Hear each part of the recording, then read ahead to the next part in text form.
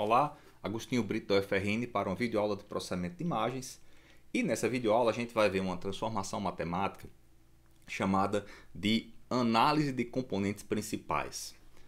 Análise de componentes principais, ou PCA, como é muito conhecido na literatura, o Principal Component Analysis, é um tipo de transformação que é utilizada normalmente para fazer uma condensação de dados.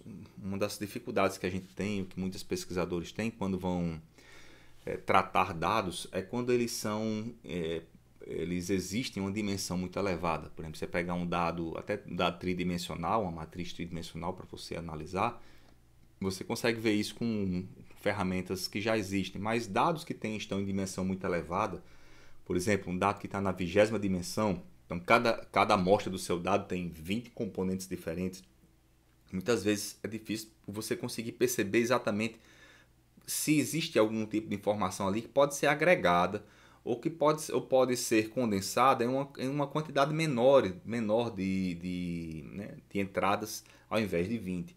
Então existe uma transformação matemática chamada PCA, que ela permite você fazer uma condensação dos dados em um espaço vetorial menor. Por exemplo, você tem lá um dado que está guardado na 20ª dimensão, você poderia tentar visualizá-lo ou tentar encontrar uma versão desse dado, que, claro que você vai perder um pouco de informação, mas que tivesse, por exemplo, em 3 dimensões, para você verificar, por exemplo, se nesse dado existe a possibilidade de você criar algum tipo de aglomerado, ou aglomerados que te permitam fazer separação de informação que estão ali dentro, que está ali dentro. Então, como funciona a PCA, a análise de componentes principais? Ela tem outros nomes que vocês vão encontrar aí na literatura, como transformada de Caron-Loewy. No livro do Gonzalez você encontra com esse nome, transformada de Rödlen, que ela é aplicada a imagens, que é uma transformação ortogonal de um conjunto de variáveis correlacionadas. Correlacionadas é quando você tem uma das variáveis da tua amostra relacionada diretamente com a outra. Digamos, quando uma das variáveis aumenta em valor, a outra aumenta junto. Quando uma das variáveis diminui em valor, a outra diminui. Ou quando uma aumenta, a outra diminui. Isso é um conjunto de dados que está correlacionado. Então ele te leva, essa transformada matemática, a um outro conjunto que é descorrelacionado. Basicamente, o que é que ele vai fazer? Se você tem uma imagem, ou um tipo de dado que está em um determinado sistema de componentes, um sistema coordenado, a PCA vai te gerar um outro sistema coordenado, e nesse outro sistema coordenado, os dados eles são descorrelacionados, eles não são relacionados uns com os outros. E chama-se de componentes principais, porque nesse espaço correlacionado, descorrelacionado, nesse novo espaço que você está criando, normalmente as primeiras componentes, que seria o x', y', z', sei lá quantas linhas você vai escolher nesse sistema alternativo, é lá nessas primeiras componentes que estão condensadas, ou que está condensada a maior parte da variação da informação. Então diz componentes principais, porque se você analisar as primeiras, geralmente você vai conseguir ver a informação que está presente ali naquele dado, na maior parte, ou pelo menos na maior parte dos dados que você tem originalmente. Como é que funciona a transformada? Vamos fazer uma formulação dela, para a gente mostrar como é que é a PCA e como é que ela é calculada. Primeira coisa é como o teu dado é representado. Os dados são representados por vetores. São vetores de números reais que tem uma determinada dimensão, na dimensão n, onde cada elemento do vetor tem a sua característica. Então, esses vetores são as populações e esse x barra em cima, ele representa a média, da tua população. Então, dado que você tem aquela média, seria o representante da população n-dimensional. E normalmente a média é algo que você não consegue extrair diretamente. Você consegue extrair um valor esperado para a média, uma aproximação da média. Como é que você calcula normalmente o valor, a aproximação da média? Você calcula somando todos os elementos do teu vetor, e dividindo pela quantidade de elementos que tem. São das maneiras de você aproximar a média da população. E como os dados que você tem, normalmente uma amostra daquele teu espaço, o que você tem é uma aproximação para a média. Então, define-se o que se chama de aproximação para a média, ou MX, que é o valor esperado daquela, né, daquela tua amostra, né, uma aproximação do valor esperado, e o que se chama de matriz de covariância. Essa matriz de covariância, que é dada por essa expressão que aparece aqui, ela serve para que o algoritmo que a gente vai utilizar, a formulação matemática, consiga dizer ou relacionar como uma das variáveis influencia na outra. É isso que essa matriz de covariância ela fornece para a gente. A matriz de covariância e a média são aproximadas por essas duas expressões aqui. Então, por exemplo, se você tivesse um conjunto com esses 4 elementos, x1, x2, x3 e x4, né? Eu errei aqui. Você teria esse vetor de média e essa matriz de covariância. Seriam as duas grandezas que você mede. O que se percebe é que essas matrizes de covariância elas são sempre reais e simétricas para esse tipo de transformação que você está montando. Então, o fato dela ser real e simétrica nos dá uma propriedade importante, interessante, que é os autovalores que essa matriz possui. E a gente vai utilizar esses autovalores para montar como será o processo de transformação de um eixo para o outro eixo coordenado, conjunto de eixos coordenados. A ideia é a seguinte: essa matriz que a gente mostrou ela é real e simétrica, então ela possui um conjunto de autovalores reais e distintos. Os autovalores nos dão informação, né, de como é que essas componentes se relacionam umas com as outras, é uma propriedade que tem na matriz, e cada um desses autovalores ele possui um autovetor associado. Dado que você tem a matriz de covariância, né, a matriz que você montou, e você calculou os autovalores, você vai usar um algoritmo para determinar quais são os autovalores ou possíveis autovalores associados com cada um desses possíveis autovetores, associados com cada um desses autovalores. Existem algoritmos numéricos, né, para se fazer isso aí, né, já são bem conhecidos na literatura. E o que você vai fazer agora? Você vai pegar os seus autovetores e você vai organizá-los em linhas numa matriz chamada matriz A, essa matriz aqui, e usando uma regra. Você vai colocar no topo, nas primeiras linhas, os autovetores associados com os autovalores que têm maior valor. Porque nesses autovalores que têm maior valor, eles normalmente estão associados com as mudanças de direção, as maiores variações do seu sinal num espaço n-dimensional. Então, o que é que ele vai fazer? Primeiro, autovetor que tem associado a um determinado autovalor será associado. Ele vai dizer qual é a direção no espaço n-dimensional onde a amostra está variando mais. Então, ele vai escolher aquela direção e, uma vez que ele escolhe a direção, aquele autovetor que você tem associado àquela direção será o marcador, né, da primeira componente principal. E faz essa ordenação dos outros autovetores conforme o valor dos autovalores que eles possuem. E monta essa matriz de transformação, matriz A, né, a partir dessa condição. A matriz A, né, ela vai fazer uma rotação no teu espaço e uma rotação em torno da média. Então, esse deslocamento que você está fazendo da média para cada um das amostras, multiplicando pela matriz A, vai gerar um novo conjunto de dados. Esse novo conjunto de dados, que vai estar nesse novo espaço vetorial, é chamado de transformada das componentes principais ou transformada de Hotelling. Ela tem uma média igual a zero e a matriz de covariância dela, se você calcular, você vai verificar que ela é diagonal e preenchida pelos autovalores. Uma matriz diagonal, onde, né, as partes que estão acima e abaixo dessa diagonal são iguais a zero, significa que aquela amostra ela é totalmente descorrelacionada quando você trata uma variável da outra. Não existe influência de uma variável, né, de uma das variáveis na outra variável desse conjunto que você está trabalhando aqui com a tua amostra. Então, essa é a transformada. Em que é que ela é útil? Né? Ela tem a possibilidade de você descorrelacionar o sinal e você garante que nas primeiras componentes dessa matriz Y, desse vetor de amostras Y, você vai ter a maior parte da informação condensada. E a gente vai ver isso com um exemplo, né? Já já eu mostro aqui o exemplo para vocês. E o interessante é que, utilizando uma transformação bem simples, que não precisa ser nem a inversa, pode ser a transposta, né, da matriz, que a transposta da matriz A já é a própria inversa dela, você consegue recuperar a população original. Então, você consegue recuperar qual é a imagem que você tinha, né, o dado que você tinha, dado que você tem o dado transformado. Em que isso aqui é útil?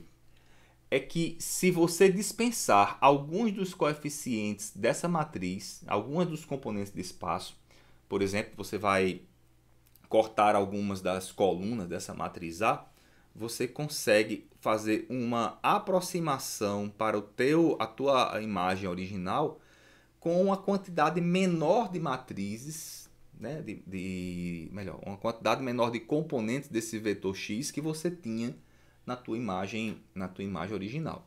Por exemplo, né, se você tem um vetor X que tenha 10 componentes, né, ou 10 dimensões, quando você leva para o espaço transformado, né, você tem lá a transformação, leva para um outro conjunto de componentes, e se você realizar a transformação inversa, ao invés de usando os 10 elementos do espaço transformado, ou seja, as 10 dimensões, você realizar a transformada inversa usando apenas 3, você consegue das 3 recuperar as 10 originais.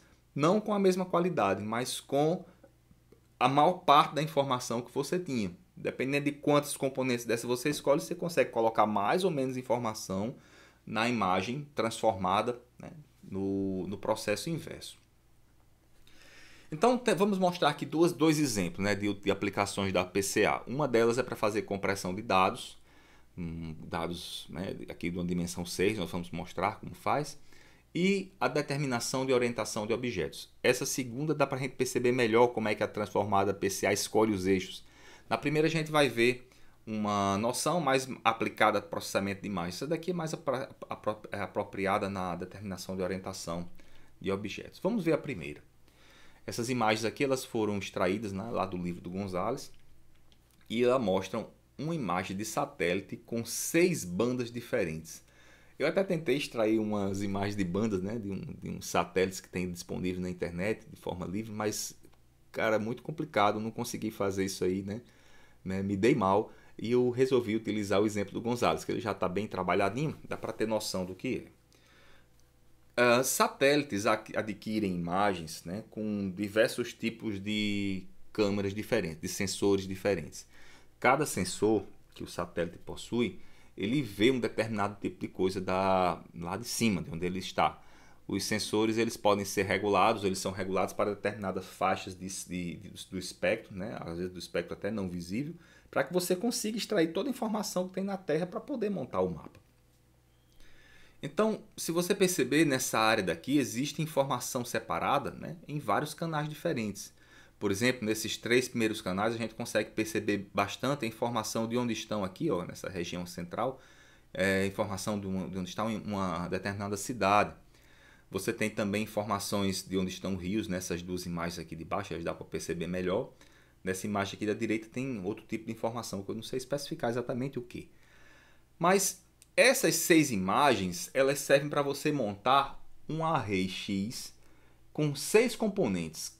Cada componente do array X, esse carinha daqui, ó, ele contém um tom de cinza de cada uma daquelas imagens.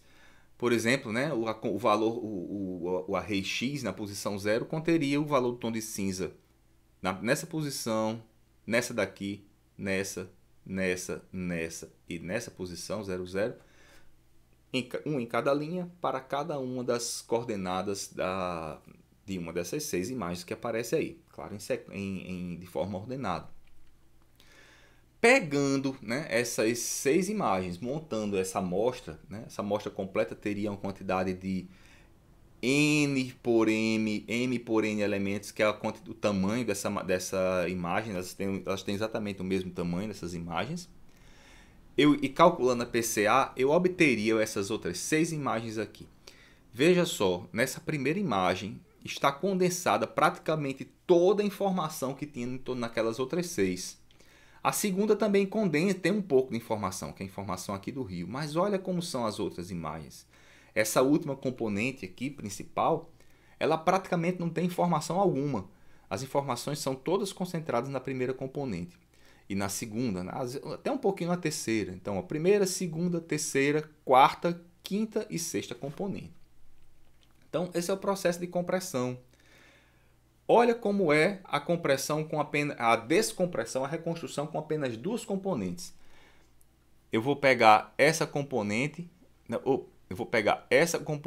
e essa outra para fazer a transformação inversa. Eu obtenho essas outras 6 imagens. Comparando essas 6 imagens com essas outras 6 aqui, tem uma diferença de contraste, claro, né, que apareceu, mas basicamente a informação que elas têm é parecida, se você regular o contraste daquelas imagens originais. E aqui tem o erro produzido. Se você perceber, né, o erro que aparece principalmente nessas primeiras imagens aqui, nas imagens de cima, não são tão grandes, né? Os erros aqui embaixo são um pouquinho maiores, mas mesmo assim são erros pequenos, considerando, né, o tamanho a faixa de tom de cinza da imagem como um todo. Claro que eu estou usando apenas duas componentes. Se eu utilizasse mais uma componente, por exemplo, essa componente daqui, provavelmente menos erros seria introduzido e eu conseguiria fazer uma imagem um pouquinho melhor. Aqui eu tenho um exemplo.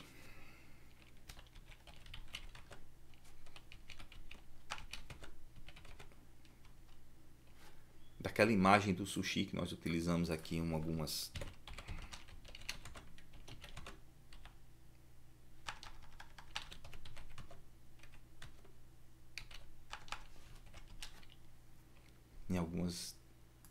das imagens.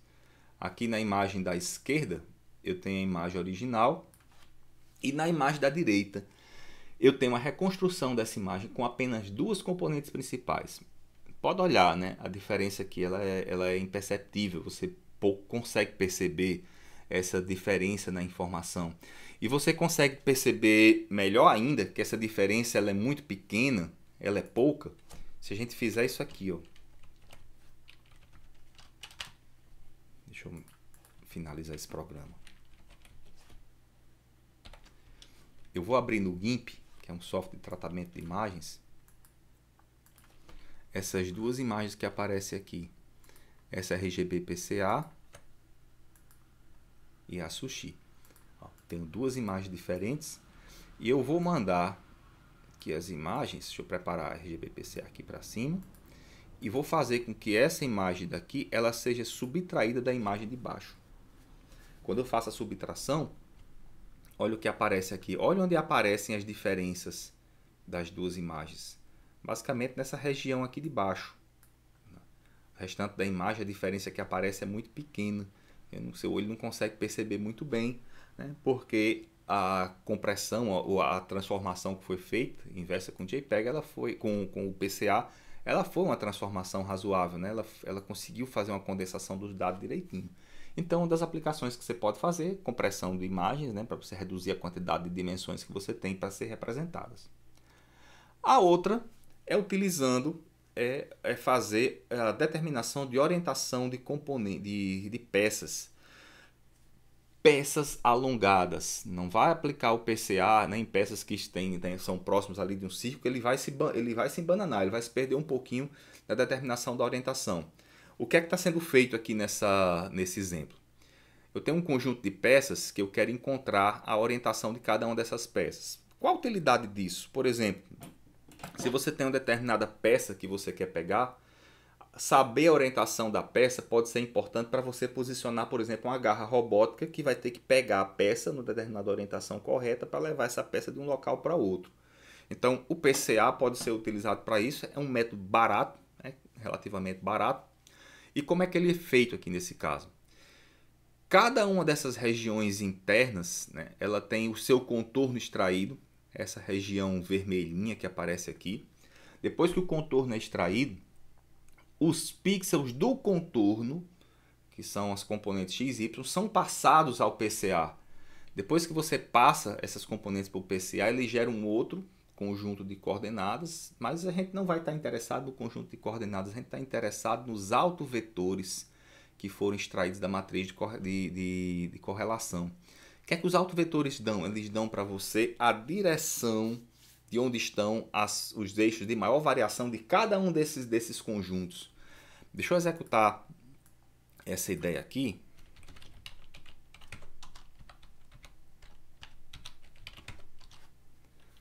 Que dá para ver, dá para perceber melhor, com a imagem um pouco maior. Aqui você tem a imagem, né, a imagem segmentada pelo método de Otsu. Eu peguei a imagem toda cinza, segmentei com Otsu, descartei todas essas regiões externas e peguei só essas regiões internas aqui. Essa aqui é uma demonstração do OpenCV, bem legal, né? Para cada região interna, extraímos o contorno, que está desenhado aqui com esses pixelzinhos vermelhos. Os pontos do contorno são usados para alimentar a PCA.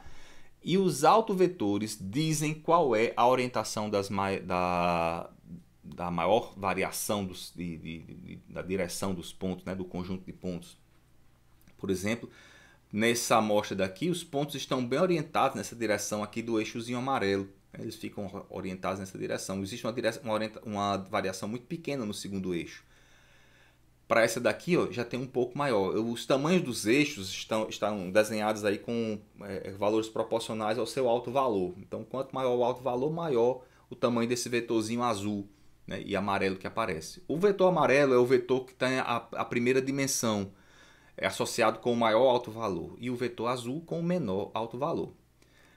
Então, para essas figuras, né, que têm posições alongadas, ele consegue determinar direitinho, né, ali o eixo central da figura. Mas veja essa figura aqui da direita. Você já não conseguiu orientar, né, dar uma orientação ou vertical aqui, ou horizontal, aos eixos. Por quê? Porque os eixos realmente vão procurar qual é a maior direção de variação da tua amostra. Como a direção da variação da amostra está aqui nesse eixo, ele encontrou ou alinhou o primeiro eixo principal naquela direção e o segundo eixo principal nessa outra. Tá? Então, é uma possibilidade, né, você utilizar a PCA para você fazer determinação de orientação de objetos.